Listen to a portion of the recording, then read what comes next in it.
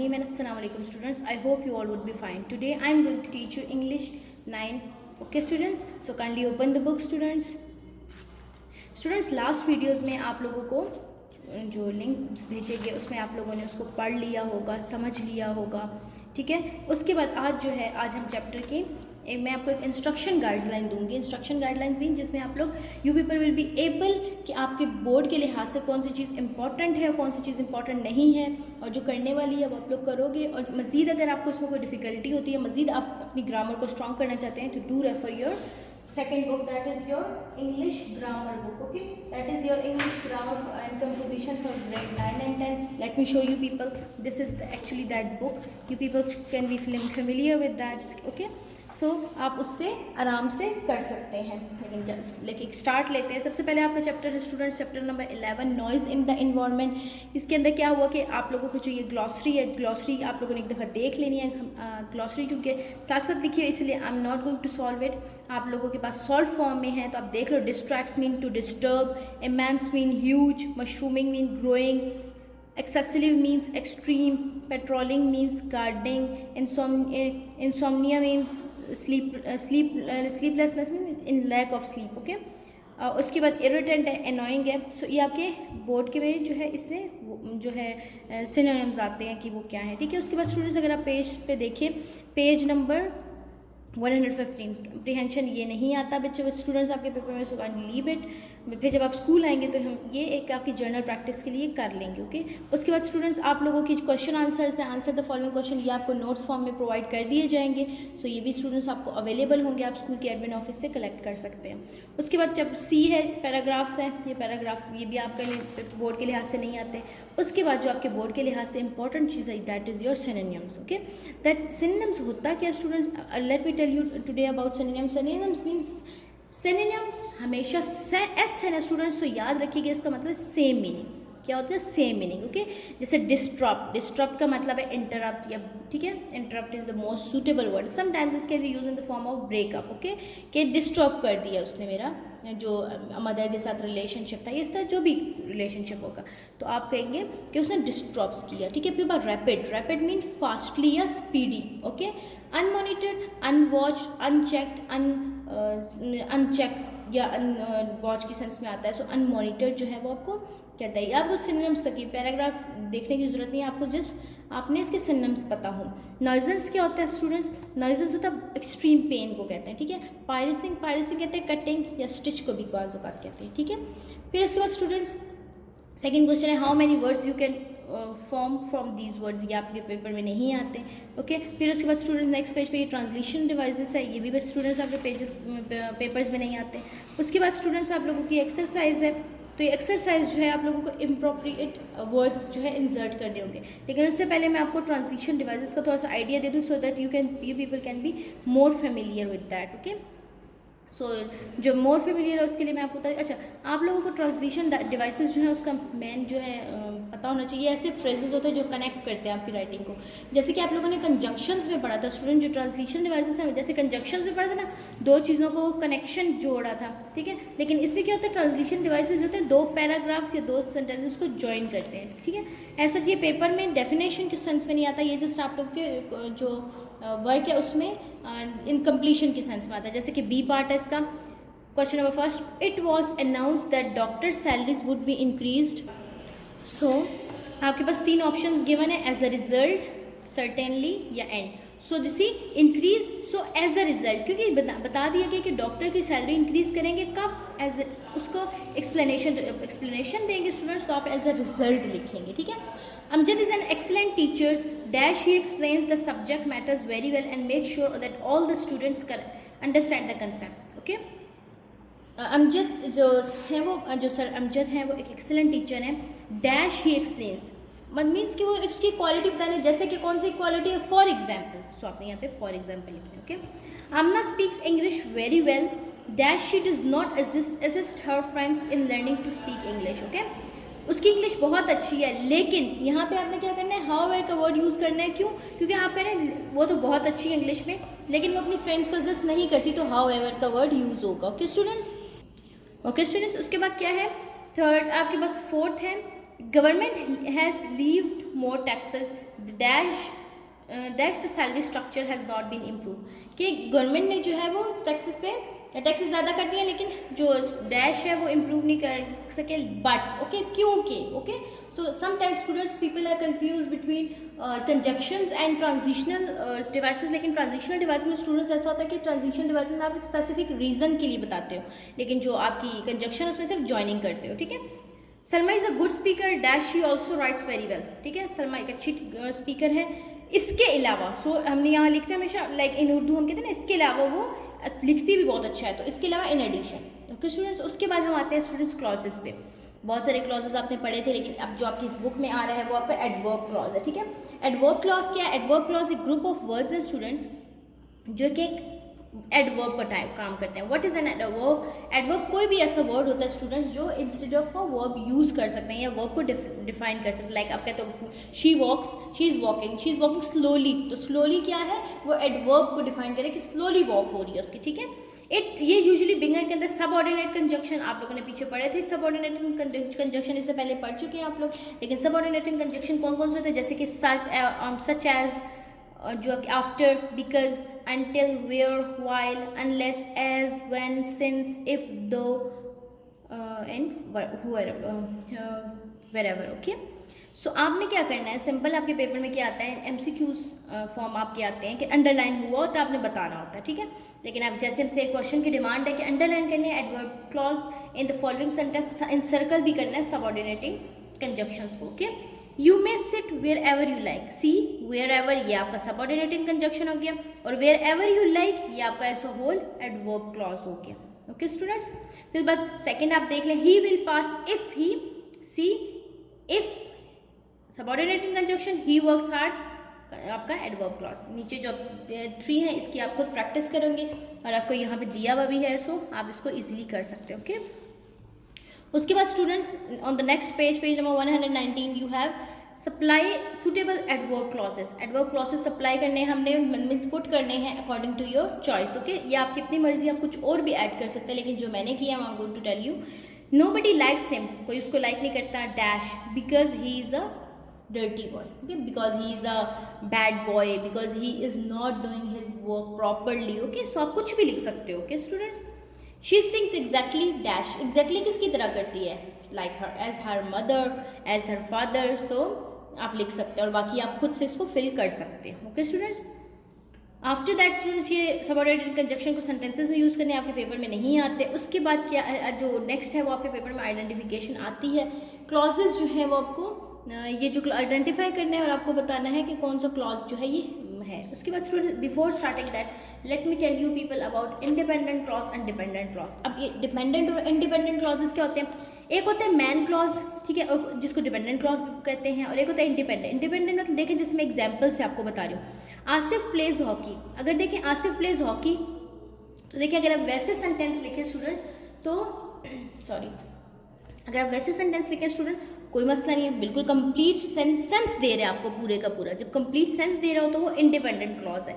लेकिन अब देखें as he enjoys, as enjoys ये तो इनकम्प्लीट है। जब ये एक चीज़ है ही इनकम्प्लीट तो आप उसको क्या कहेंगे? डिपेंडेंट है। किस पे डिपेंडेंट है? इंडिपेंडेंट पे डिपेंडेंट है। So see I have given you an example. तो आप क्या करोगे, जो इसमें इंडिपेंडेंट है, आप देखो आसिफ प्लेज हॉकी, इंडिपेंडेंट है, अकेला एग्जिस्ट कर सकता है सेंटेंस, तो ये इंडिपेंडेंट हो गया। एज इंजॉयज तो ये आपका क्या हो जाएगा? Dependent clause. इसी तरह आपने बाकी सारे भी कर लेने हैं। मैं एक और एग्जांपल आपको सिखा देती हूँ। लाइक आपकी थर्ड एग्जांपल है, वो जरा है बड़ी है तो इसलिए मैं आपको वो भी समझाती हूँ, बाकी आप लोग साथ साथ खुद करेंगे। Ali could not finish the mathematic test on time although he knew that all the sums, okay. अब देखो Ali could not finish the mathematics test on time, ये तो इंडिपेंडेंट है कि देखिए इसको किसी चीज़ की ज़रूरत नहीं है। लेकिन अगर आप बात करते हैं although he knew that all the sums, see students सारे सम्स उसको आते हैं, ठीक है। लेकिन फिर भी वो टाइम पे ना कर सके, एक्चुअली सेंस भी पूरी दे रहे तो सम्स आते हैं, so what, okay. So Ali could not finish the mathematics test on time, time पे नहीं कर सका तो आगे हम उसकी रीजनिंग दे रहे हैं। तो जो पहला है वो इंडिपेंडेंट और सेकंड वाला डिपेंडेंट है। होपफुली स्टूडेंट्स आपको होगी समझ आ गई होगी। और ये आपके लिए मजीद जो मैंने आपको कहा आपको होमवर्क टास्क करें आप खुद करें, जैसे टैली भी कर सकते हैं और आप उसको फिर इन बॉक्सेस में लिख लेंगे, okay students. Now come to the next page, ठीक है स्टूडेंट्स। अब इसके अंदर क्या करना है? रीड करना है इसको और टिक करने राइट एडवर्बियल क्लॉज जो आपकी ब्रैकेट्स में गिवन है, ठीक है। See first one is the train left the station as Asad arrived. जब असद आया तो ट्रेन चली गई थी। तो इंस्टेड ऑफ रिपीटिंग हम क्या करेंगे, व्हेन ही अराइव्ड। ओके, सो यहाँ पे क्या एडवर्बियल व्हेन ही अराइव्ड, पहुंचा किधर, किसी जगह पे, और टाइम है तो आपने क्या करना है, adverb of clause of place और एडवर्ब क्लॉज ऑफ टाइम को देखते हुए करना है, ठीक है। आप लोग पढ़ चुके adverb of manner, adverb of time, ये वही चीज़ है, ठीक है। You can put it wherever you like, wherever, so where you like, okay. So ये हो गया। या फिर आपको बता देंगे एडवर्ब ऑफ प्लेस है, आप बता दोगे, ठीक है। जैसे फर्स्ट वन था तो वो कहता है अराइव्ड, पहुंचना, किसी जगह पे पहुंचना, क्या होगा, टाइम है ना, टाइम पे आप पूछते हो तो इस वजह से वो दिया हुआ है, ठीक है। फिर उसके बाद जैसे किसी जगह पे पहुंच गए तो टाइम है। अगर आप कई जगह की बात करें, like wherever you like, जहाँ भी तुम्हारा दिल चाहे, सही है। So that will be your place. So अगर अब आप बात करते हो रीज़न, तो रीज़न में बताओगे वाई को आंसर करोगे, ठीक है, कि वाई उस चीज़ ने क्यों। जैसे कि एक एग्जांपल है, थर्ड और फोर्थ स्टूडेंट्स आप खुद करेंगे, फिफ्थ में फिर एक समझा देती हूँ। He failed because he did not work hard, वो फेल हो गया क्योंकि उसने वर्क हार्ड नहीं किया। अब देखिए स्टूडेंट्स रीज़न बता रहे हैं, फेल क्यों हुआ, क्योंकि उसने काम नहीं किया। सो मैंने आपको बताया कि जब रीज़न देने तो वाई होगा, ठीक है। सो आप एडवर्बियल कॉज ऑफ रीज़न पे कर दोगे।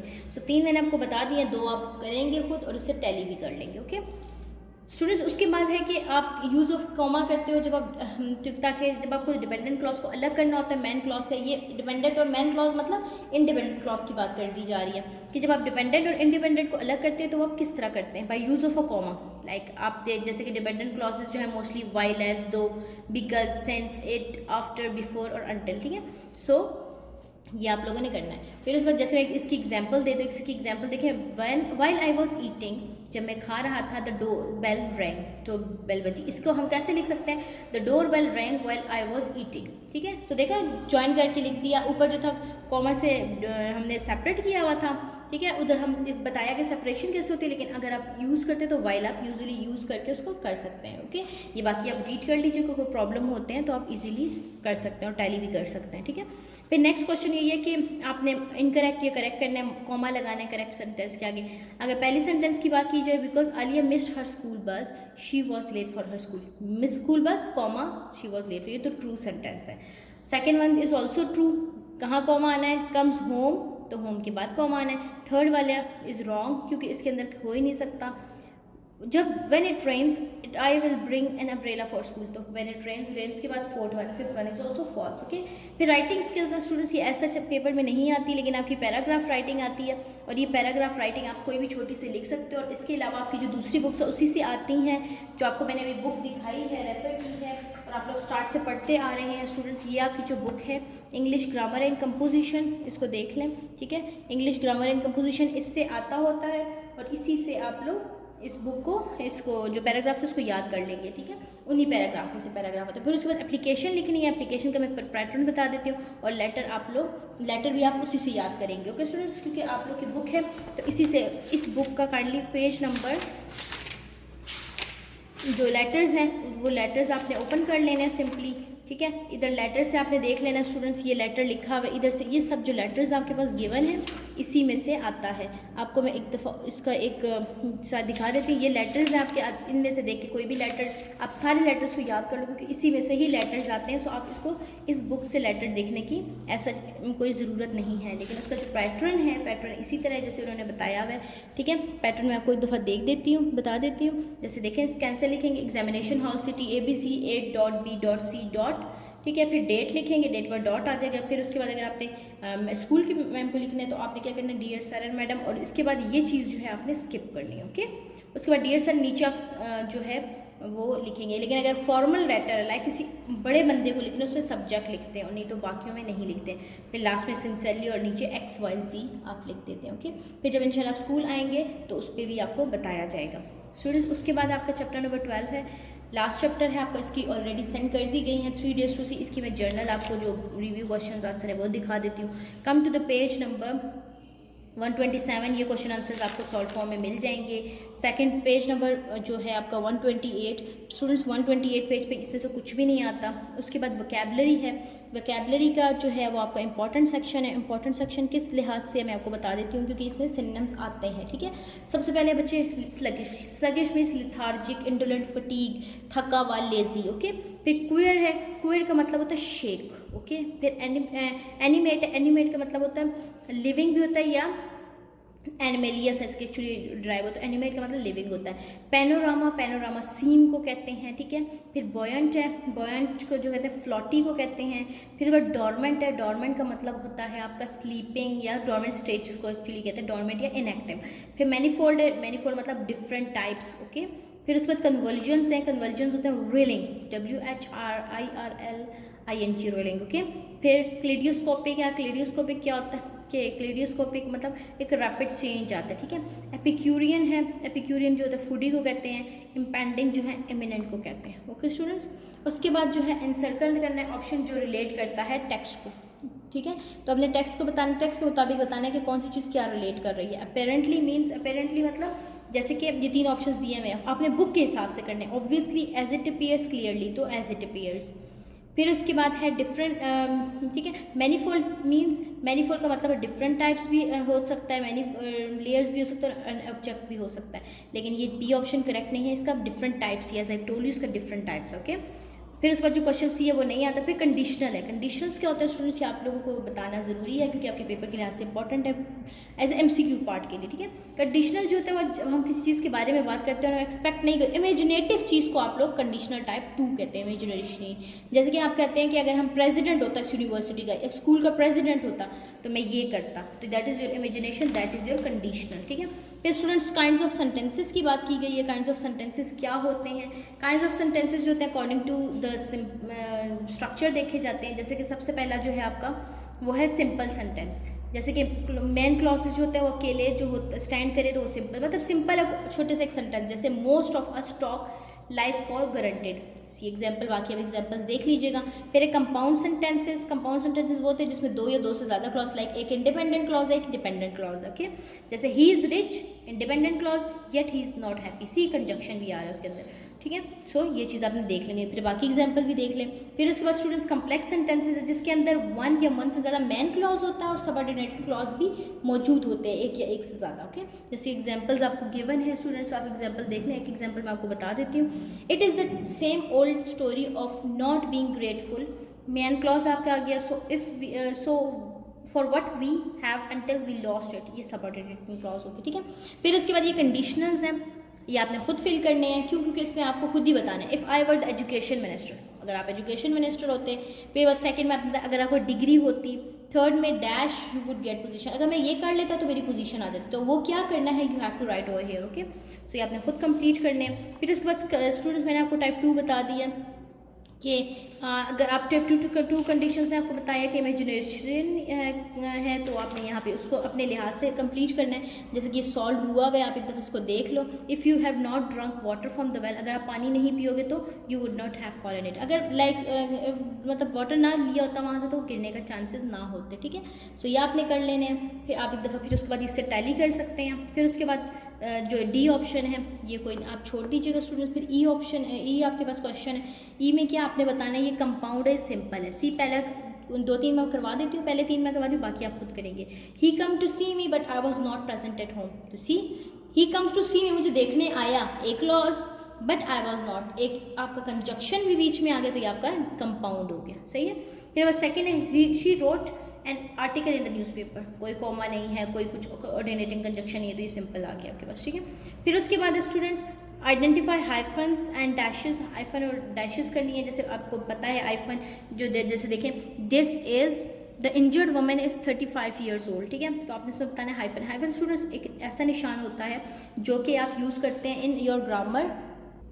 सो स्टूडेंट्स जो हाइफन है आपके पास वो एक हाइफन है वो आपको यूजुअली बताता है कि मतलब आप प्रीफिक्सेस के साथ जोड़ता है।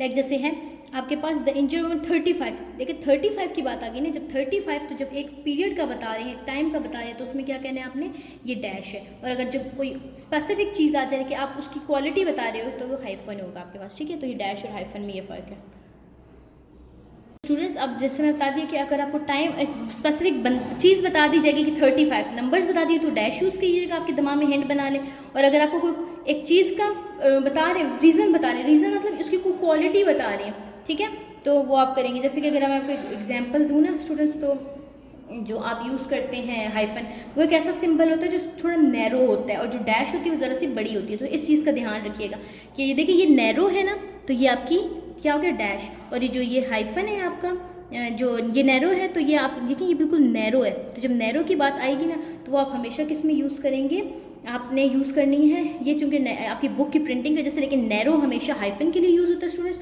और जो डैश होता है वो ज़रा सा ब्रॉडर होता है। तो ये चीज़ आप अपने दिमाग में रख लें। लेकिन सबसे बड़ी बात जो आप दिमाग में रखेंगे वो स्टूडेंट्स ये होगी, ये देखिए ये नंबर्स की बात है ना, तो नंबर्स मीन डैश। लेकिन अगर हाइफन की बात होती है तो हाइफन यूजुअली नेम के दरमियान आता है, कि जब नाम होता है तो दो नाम्स को, जैसे कि आप सपोज करें उम्मे कलसूम, तो उम्मे और कलसूम के दरमियान जो लगेगी वो हाइफन लगेगी, ठीक है, क्योंकि नाम अटैचमेंट हो रही है। इसी तरह अगर फ्रेंड और ओनली फ्रेंड, तो इसके दरमियान जो लगेगी वो क्या लगेगी, आपकी हाइफन लगेगी। और बाकी स्टूडेंट्स ये जो नेक्स्ट पेजेस पे काम है, ये ऐसा आपकी बोर्ड के लिहाज से इंपॉर्टेंट नहीं है। और राइटिंग स्किल्स वगैरह वो मैं आपको अगेन बता रही हूँ स्टूडेंट्स, कि वो आप लोगों की ग्रामर कंपोजिशन से आता है, वो आप लोगों ने ग्रामर के सारे पैराग्राफ्स याद कर लेना है, सारे लेटर्स, फॉर्मल इनफॉर्मल दोनों।